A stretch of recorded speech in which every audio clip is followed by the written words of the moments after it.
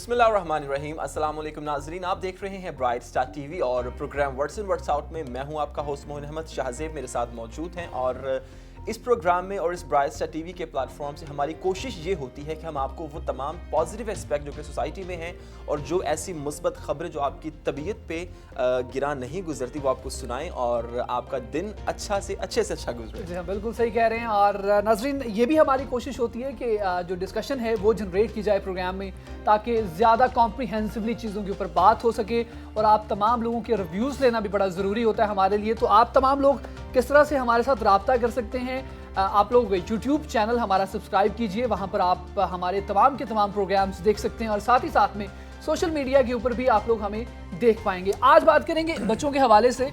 بچے من کے سچے, اور بچوں کو ہم نے کس طرح سے ان کی تربیت کرنی ہے. پیرنٹس کے لیے کیا ہونا چاہیے کہ وہ اپنے بچوں کو زیادہ سے زیادہ انٹیلیجنٹ بنا سکیں, اور ان کی سائیکی کو جج کرنے کے کیا کیا طریقے ہو سکتے ہیں. اور یہ جو ہوتی ہے وہ والدین کی خواہش سب سے بڑی ہوتی ہے کہ ہمارا بچہ جو ہے وہ ٹاپرز میں آئے, ہمارا بچہ اچھی پوزیشن حاصل کرے, بچے کا مستقبل, اس کا جو کریئر ہے, اس کا جو پروفیشن ہے, اس کے بارے میں بڑے کین ہوتے ہیں پیرنٹس سارے. بیسیکلی کامیاب بنانا چاہتے ہیں اپنے بچوں کو پیرنٹس.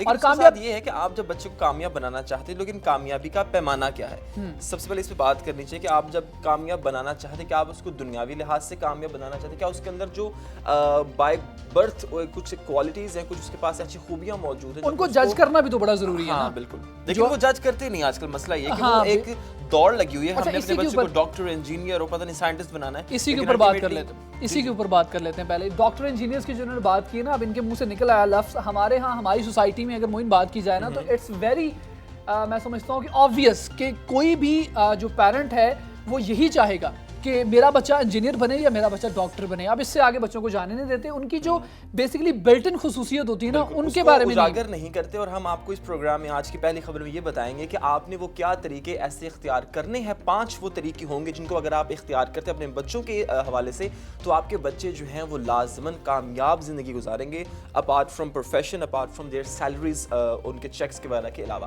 سب سے پہلے آپ نے کرنا یہ کہ اپنے بچوں کے اندر جو مخفی صلاحیات ہیں, جو بائی برتھ اس کے اندر خدا نے جو ان کو صلاحیت دی, اس کو اجاگر کرنا ہے. آپ نے اپنے بچے پہ امپوز نہیں کرنا کہ جی میرا بچہ ڈاکٹر بنے گا, میرا بچہ انجینئر بنے گا, یا میرا بچہ جو ہے وہ کوئی آرٹسٹ بنے گا. آرٹسٹ کے ویسے آج کل لوگ خلاف ہیں, کیونکہ آرٹسٹ کے بارے میں کہتے ہیں بہت اچھا کماتے نہیں ہیں. تو آپ نے یہ دیکھنا ہے کہ آپ کے بچے کو وہ تمام کام وہ کرنے دیں جو کہ وہ بچپن سے کرنا چاہتا ہے, اس پہ کچھ امپوز نہیں کریں. اگر وہ خود سے وہ کام کرے گا جو اس کے دل میں آتا ہے, جو اس کی طبیعت میں موجود ہے, اس کو زیادہ بہتر طریقے سے بڑا ہو کے اس کو گروم کر لے گا. اور لوگ یہ اکثر کہتے ہیں کہ کس فیلڈ کا زیادہ اسکوپ ہے, اس فیلڈ کے اندر بچے کو گریجویشن کروائیں گے, اسی کے اندر ماسٹر کروائیں گے. لیکن میں کہا کرتا ہوں کہ اسکوپ کسی بھی فیلڈ کا نہیں ہوتا, اسکوپ خود انسان کا ہوتا ہے, خود اس بچے کا ہوتا ہے جس نے کسی بھی ڈپارٹمنٹ کے اندر اسٹڈی کی ہوئی ہے. وہ اس کو اگر اچھے سے لے کے چلے تو کامیاب ہو سکتا ہے. دوسری آپ کو بتا دیتے ہیں کہ کیا خصوصیت ہونی چاہیے, کس طرح بچوں کو ٹیکل کرنا چاہیے. بچوں کو آزاد ہونے دیں, ان کو خود سے ڈیسیژن کرنے دیں. بہت سارے لوگ ایسے ہوتے ہیں جو کہ بچوں کو سوچتے ہیں کہ بچے باہر جائیں گے, کس طرح کی صحبت میں بیٹھیں گے, کن لوگوں کے ساتھ اٹھتے بیٹھتے ہیں. وہ یہ بڑا ہی ماؤں کے ذہنوں میں, ابا جان کے ذہن میں ہی ہوتا ہے. تھوڑا سا لبریشن دینی ہے, وہ دیکھیں اس کی تربیت پہ فوکس کریں اور اس کو چھوڑ دیں آزاد. ایک دفعہ دیکھیں وہ کرتا کیا ہے, اس کے بعد لازماً آپ کی تربیت کا رنگ لے کے آئے گا اور وہ صحیح راستے پہ چلے گا. تیسری بات جو آپ نے خیال رکھنی وہ یہ ہے کہ آپ نے اپنے بچوں کے ساتھ لچکدار رویہ رکھنا ہے. کوئی بھی چیز اس پہ امپوز, اس پہ غصہ جھڑکنا نہیں ہے اسے. اگر کوئی کام غلط کرتا ہے تو کوشش کریں کہ اس کو اچھے طریقے سے پیار سے اس کو ٹھیک ڈائریکشن پہ ڈال دیں. اگر آپ اس طرح کریں گے تو آپ کا بچہ, یعنی کہ اگر آپ بچے کو ڈانٹتے ہیں تو وہ کام کرتا کیا ہے, وہ آپ سے نفرت نہیں کرتا, وہ اپنے آپ سے پیار کرنا چھوڑ دیتا ہے. تو اٹ مینس کہ اس کے اندر جو کوالٹیز ہے وہ ختم ہو جاتی ہے. چوتھے نمبر پہ آپ نے کیا کرنا ہے, اس کے اندر احساس اور ہمدردی پیدا کرنی ہے. وہ اس طرح سے کہ آپ نے اس کو تمام جو ذی شعور لوگ ہیں ان کے ساتھ ملنا ملانا ہے, اور جو بھی جاندار ہیں, وہ چرند ہیں, وہ پرند ہیں, وہ نباتات ہیں, ان کے ساتھ اس کو ایک تعلق قائم کریں تاکہ اس کے اندر انسانیت کا اور دنیا کی ہر جو زیرو چیز ہے اس کے ساتھ پیار پیدا. بالکل ٹھیک ہو گیا. 5ویں خصوصیات آپ کو بتا دیتے ہیں, اس کے بعد ہم نے ایک بریک لینا ہے.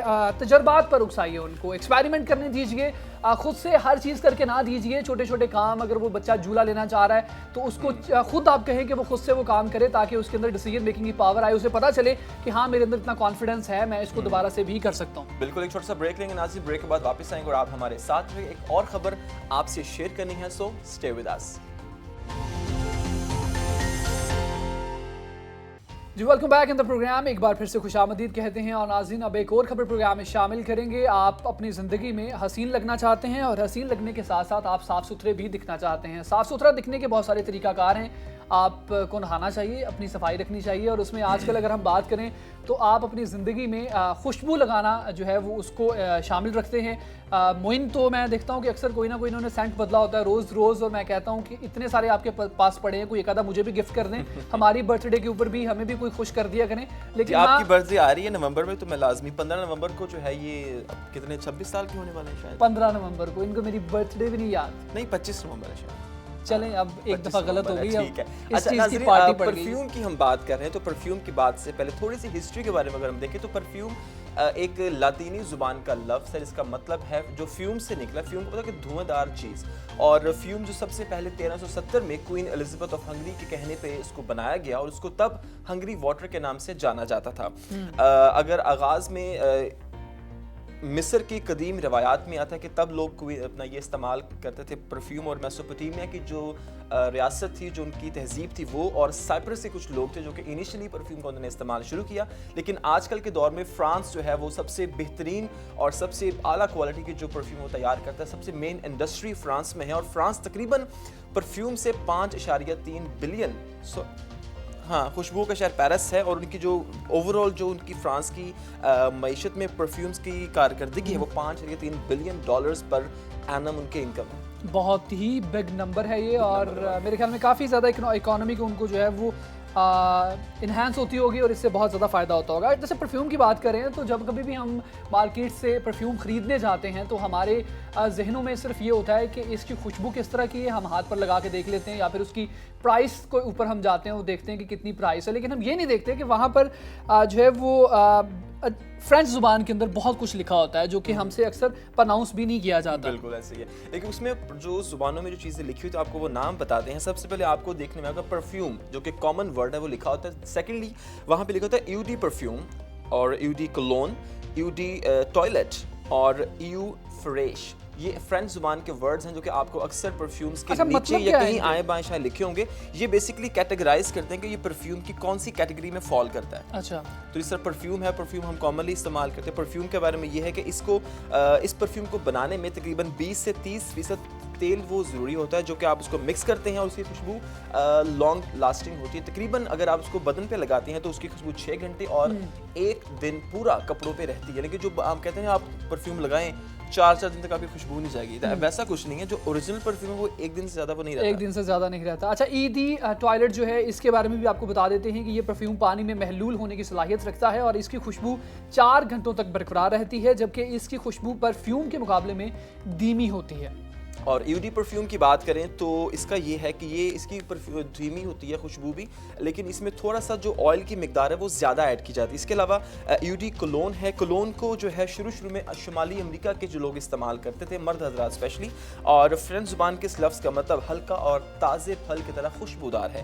اس کی خوشبو تقریباً 2 گھنٹوں تک برقرار رہتی ہے, اور اسے زیادہ تر نوجوان اور مرد حضرات استعمال کرتے ہیں. جی ہاں, اور یہ خوشبو اگر آپ پرچیز کرنا چاہتے ہیں اور اگر آپ کو اس کی ڈیٹیل میں پتہ چل گیا تو کس کے کیا فائدے ہیں تو ڈیفینیٹلی آپ پرچیز کر سکتے ہیں. سب مارکیٹ کے اندر یہ تمام کیٹیگرائز وائز اویلیبل ہوتے ہیں, ہم نے کبھی دھیان نہیں کیا کہ یار نہیں کیا, مطلب آپ صرف ہم جو فیملیئر ہیں وہ پرفیوم سے فیملیئر ہیں. پرفیوم آپ لیتے ہیں, آپ کو لگتا ہے اگر کسی پہ یو ڈی پرفیوم یا یو ڈی ٹوائلٹ لکھا ہوتا ہے اس کو بھی ہم پرفیوم ہی سمجھتے ہیں, لیکن اس کی جو اندر جو لیکوڈ فارم میں کچھ ایسی کیمیکل ڈسٹریبیوشن ہے جس کی وجہ سے اس کا نام ڈفرینٹ دیا جاتا ہے. اس کے ساتھ ساتھ ہم یہ ٹائم کا جو فیکٹر ہے یہ بھی بڑا امپورٹنٹ ہے کہ آپ کو دیکھنا پڑے گا کتنے ٹائم کے لیے یہ پرفیوم ٹھہرتا ہے. اب تینوں جو چاروں کیٹیگریز ہیں ان میں فرق ہے, تو اس کو دیکھتے ہوئے اگر ہم پرچیز کریں گے تو وہ زیادہ اچھا رہے گا. تھوڑا سا پرائس کی بھی فلکچویشن آ جاتی ہے, لیکن آخری جو ٹائپ جو ہے ایو فریش, اس کا مطلب ہے تازہ پانی, اور اس کے معنی سے میں پتہ یہ الکوہول اور پانی کو مل کے بنا رہی. اس کی جو خوشبو ہے وہ تقریباً سب سے سستا ہے, وہ تقریباً 1 گھنٹہ تک اسی خوشبو رہتی ہے. اور پرفیوم کی جو اگر ہم کیٹیگرائز کریں ملک کی سطح پر تو تقریباً فرانس 5.3 بلین ڈالرز کماتا ہے پرفیوم انڈسٹری سے. اسپین 2.2 بلین ڈالر سالانہ طور پہ ان کی معیشت میں پرفیوم کی کنٹریبیوشن ہے. اور اس کے علاوہ جرمنی 2 بلین اور یو ایس اے 1.8 بلین اس کو استعمال کرتے ہیں. اور جو ایک گریسی ایک ایسی جگہ ہے فرانس میں جس کو کیپٹل آف پرفیوم کہا جاتا ہے, یعنی کہ پرفیومز کا کیپٹل یہ علاقہ ہے جو کہ کئی دہائیوں سے تقریباً 18ویں سینچری سے یہاں پہ پرفیوم بنتا ہے, اور اسی وجہ سے فرانس کو پرفیومز کی مدر لینڈ بھی کہا جاتا ہے. ایک چھوٹا سا بریک لیں گے ناظرین, بریک کے بعد واپس آئیں گے اور خبروں کا سلسلہ یہیں سے جاری رکھیں گے. آپ ہمارے ساتھ رہیے گا. Welcome back in the programme. नाज़रीन, एक बहुत ही ज़्यादा फेमस वर्ड जो कि हम अपनी ज़िंदगियों में सुनते हैं कि हम अक्सर कहते हैं कि यार फ़लाँ शख्स की हमारे ऑफिस में पर्सनैलिटी बड़ी ज़बरदस्त है। अब हमारा थोड़ा सा तासुर उस बारे में गलत है। पर्सनैलिटी का मतलब ये नहीं होता कि वो दिख किस तरह का रहा है, उसकी अपीयरेंस किस तरह की, उसने कपड़े किस तरह के पहने, बल्कि ये मतलब होता है कि उस इंसान की शख्सियत कैसी है, वो एक दूसरों के साथ किस तरह मिलता जुलता है, किस तरह से बात करता है, उसका रवैया किस तरह का है, वो अंदर से मतलब उसकी नेचर किस तरह की है, का मालिक है। एग्जैक्टली। तो आज हम जो है वो इसी बारे में बात करेंगे कि इंसान की जो शख्सियत है उसको हम किस तरह से जो है जान सकते हैं, किन चीज़ों को मद्देनजर रखते हैं हम पता कर सकते हैं कि किस इंसान की किस तरह की शख्सियत है। वेरी इंटरेस्टिंग थिंग जो कि आज हमारे पास खबर है, उसमें हम आपको ये बताएंगे कि आप इंसान के जो नाखून हैं उनकी बनावट से भी पता लगा सकते हैं कि एक इंसान की शख्सियत किस तरह की है। जी बिल्कुल, हम बिल्कुल भी नजूमी नहीं हैं, लेकिन हम साइंटिफिकली तौर पे जो चीज़ प्रूव की गई उसके हवाले से बताएंगे। अगर आपके नाखूनों की साख्त किस तरह की है और आप उसके मुताबिक किस किस्म की शख्सियत के मालिक हैं। नाइजीरियन मुहक्किक ने एक मकाला पेश किया है जिसके मुताबिक उन्होंने कहा है कि इंसान की नाखून की बनावट उसकी उंगलियों के निशानात में बहुत सी मालूमात छुपी। हम जानते हैं कि आपके फिंगरप्रिंट्स जो है वो हर इंसान के डिफरेंट हैं। अगर दुनिया की 7 बिलियन आबादी है तो हर एक शख्स के फिंगरप्रिंट्स डिफरेंट होंगे दूसरे से। तो आपको बताते हैं कि आपकी जो नाखून की बनावट है वो आपकी शख्सियत के बारे में क्या कहती है। अगर आपके नाखून की बनावट लंबी, चौड़ी और मुस्ततील है तो उनकी शख्सियत में बेहद ठहराव, सुकून होता है और ऐसे लोग इंडिपेंडेंट सोच के हामिल होते हैं और जब उनके अंदर एक खुसूसी लीडरशिप क्वालिटीज़ भी पाई जाती हैं। आपकी शादी कैसे हैं? मेरे नाखून तो थोड़े से तो लीडरशिप नहीं है। चलें आप खैर कंटिन्यू करें। मर्जी है भाई जनाब। अच्छा, दूसरी हमारी जो कैटेगरी है उसकी तरफ बढ़ते हैं। बहुत छोटे और चकोर नाखून अगर आपके हैं तो ऐसे लोग बहुत ज़्यादा ज़हीन हुआ करते हैं और लचकदार भी होते हैं, जबकि इनकी शख्सियत में चंद मनफी पहलू भी होते हैं। ऐसे लोग गुस्से के तेज़ होते हैं और साथ ही साथ में लालची भी होते हैं और माजूर भी हो सकते हैं। अच्छा, मगरूर भी हो सकते हैं। जिनके नाखून की बनावट छोटी और चकोर, इट मींस कि वो छोटे कद के जो लोग हैं उनके हाथ भी काफ़ी छोटे होते हैं, तो ये स्पेशली मेरे ख्याल वो कैटेगरी बन जाएगी। हाँ बिल्कुल, थोड़ी सी हाइट जिनकी छोटी होती है। सारे हाइट छोटी है तो हाथ भी छोटे होंगे। हाँ। हाथ छोटे तो नाखून की जो डायमीटर भी छोटा अच्छा, होगा। कुछ लोगों की हाइट लंबी होती है लेकिन उनके हाथ भी छोटे होते हैं। वैसे ये तो आपने एम ही कह दिया। मुझे लगा, मैंने छोटे कद के लोगों के मोस्टली हाथ छोटे और वो लाज़मी मेरा हाइट वो लंबा है ज़हीन लेकिन बहुत हाथ मेरे होते हैं छोटे हैं। वैसे, अब ये देखिए मैंने ना, देखा आपके और मेरे हाथ में काफ़ी फ़र्क है। आपका हाथ काफ़ी लंबा है जी। वो कहते हैं ना कि बड़े लंबे हाथ हैं इस भाई के। देखिए जी, मैं कोई कानून तो नहीं हूँ, वैसे कानून के हाथ लंबे होते हैं और जो मुजरिमों के पाँव बहुत लंबे होते हैं। ये थोड़ा सा आपस में इनका अच्छा, छोटे नाखूनों के बारे में भी बात कर लेते हैं।